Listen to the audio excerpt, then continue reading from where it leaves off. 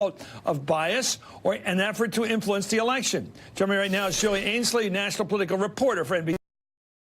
Cynthia Oxney is a former federal prosecutor, and Congressman Gerald Nadler of New York is the ranking Democrat in the House Judiciary Committee. Congressman, it seems to be the big takeaway from this report, and it was a voluminous report, was A, Comey was wrong to make that statement he did and the big announcement about Hillary's situation on the emails in July, and very wrong 11 days before the election when he reopened the whole thing publicly. Your thoughts? I think there are two big takeaways. And that's certainly one of them. He should not have done either one of those things. He substituted his own judgment for department guidelines and principles which are designed to make sure that they don't affect an election. And arguably, he certainly did affect the election. And secondly, on that point, do you think Hillary was right? I mean, that 11 days out saying that the Anthony Weiner matter had opened the whole thing up again, that closely had effect on the results? Oh, it certainly had an effect on the results. Whether it had enough of an effect to have changed the outcome, I think it's probably true, but you can't prove that. But the second takeaway is that contrary to what the Republicans were saying for a year and a half before the election and to this day, there was no bias in the FBI. There was no bias in the Department of Justice. And they were trying to push the Department of Justice as they're trying to pressure the special prosecutor now, as they're trying to taint the jury pool, the public, against whatever he says now. And this is very important to say. There was no political bias whatsoever. What jumped out at me, because I'm like the people who watch this show, I'm a political person. I pay attention. I read all the papers, watch everything. I know you are at the heart of it, coming from the New York media. You live in it every day. Do you think it's believable, because this is in the report, that James Comey, the head of the FBI, did not know that Huma Abedin, Hillary Clinton's top kick, was married to Anthony Weiner, the congressman in New York who got in all that trouble? Didn't know they were together. Do you think that's true? I don't know whether it's true or not, but stranger things have happened. I don't know what he reads or doesn't read, and he may. I don't know. Well, let me tell you, Cynthia tells me he's not a political guy, Comey. He may be on some things. It's the Federal Bureau of Investigation. I mean, come on. Of course he knew. It's ridiculous. Of course he knew? Of course he knew. It's ridiculous. Well, Julie?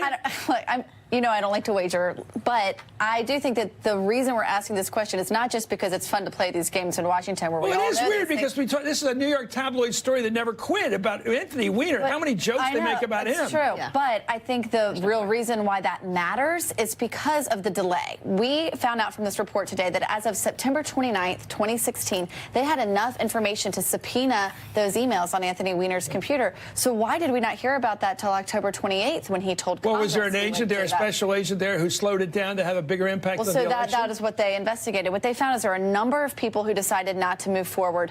One of those was Comey. One of those was McCabe. They say political bias shouldn't be involved in their decision, but another one was Peter Strzok. And as we saw from text messages today, it looks like he did have a political bias, and they couldn't quite rule that out. What did you make, Congressman, of this member, a special agent who said, I'm going to stop Trump from being elected?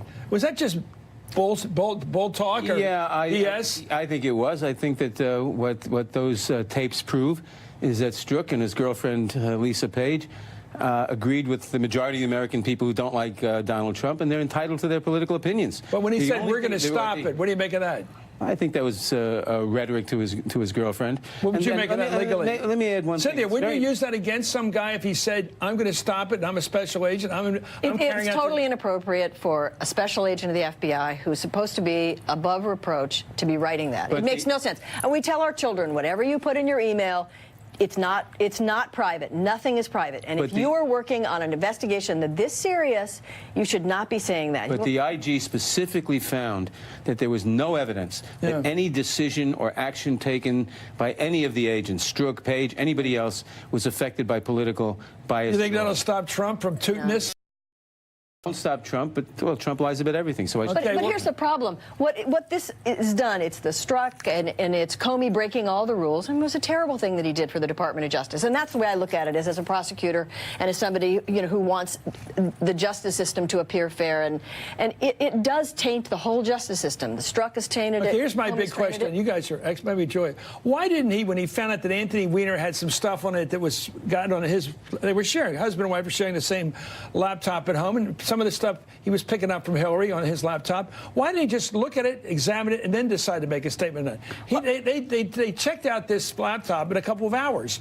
Why did they have to make a big announcement? We're looking at the laptop. So he would have had the luxury of that if he had acted sooner. If he had acted in September, when he was notified about that, he would have had the luxury. As we remember, there were thousands of emails people were going through, and a lot of the emails on Anthony Weiner's computer were copies of things they already had, but they didn't know that at the time. So they didn't know how long. Why it was didn't they gonna look take. at them before they talked? Well, so at October 28th, they didn't know quite how many they were going to have to go through. And but they still got through it. They still got through it. But he didn't have the luxury of time. Well, I think that's where Hillary has a right to be angry. Anyway, responding to the revelation that James Comey also used a personal email account to conduct official FBI business, Hillary Clinton wrote in a tweet, "But my emails." Congressman, you're the political guy here. Do you think Hillary's right to say this was biased against her because she said, even though the report said it wasn't biased, do you think that the FBI acted in a definitely unpleasant way to Hillary here? I think the FBI conducted an honest investigation. I think that Comey, for reasons of his own personal public relations and for reasons of what he considered public relations of the FBI, violated the guidelines and improperly substituted his judgment for the rules and thereby biased the election against Hillary.